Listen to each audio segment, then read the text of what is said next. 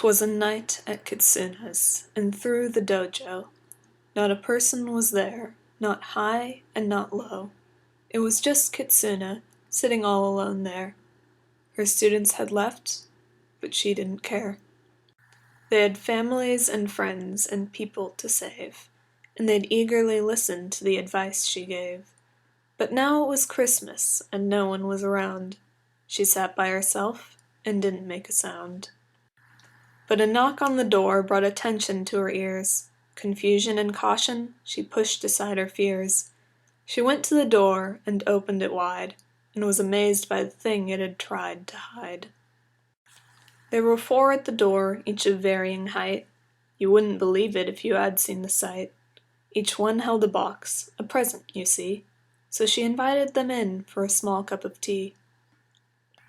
The first one was small, and gray with some black. Tomorrow sat down and told the rest to lean back. There was no point in working to try and impress his teacher, but he smiled after that. He was happy to see her.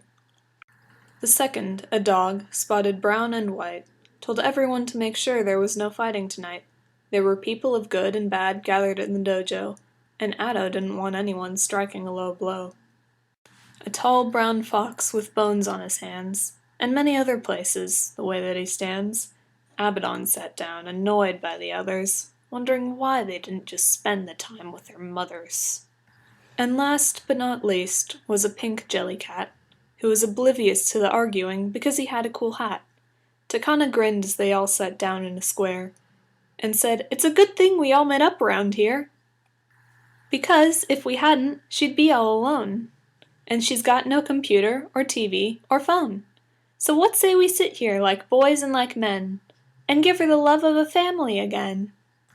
The others, they nodded, and Takana, with glee, said they'd make this the best Christmas there could ever be. Kitsuna returned with the tea, and all was silent, and the 5 sipped slowly, and no one was violent. And truly, she was happy, because she loved all these men. Ado and Damaru she'd taught, way back when.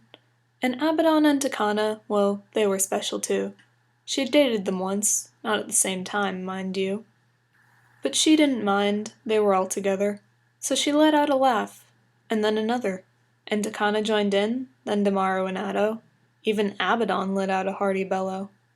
But soon it got late, and they all fell asleep, except Kitsuna, still enjoying herself, her laugh now weak. She sighed and started to cry, and wiped off her tear, and rose to leave the room, but she turned for one more peer. The boys were in the center, and the men on the sides, so she brought out a blanket to cover their hides. And as she left the room, and she slunk out of sight, she said, "Merry Christmas, boys. You have a good night."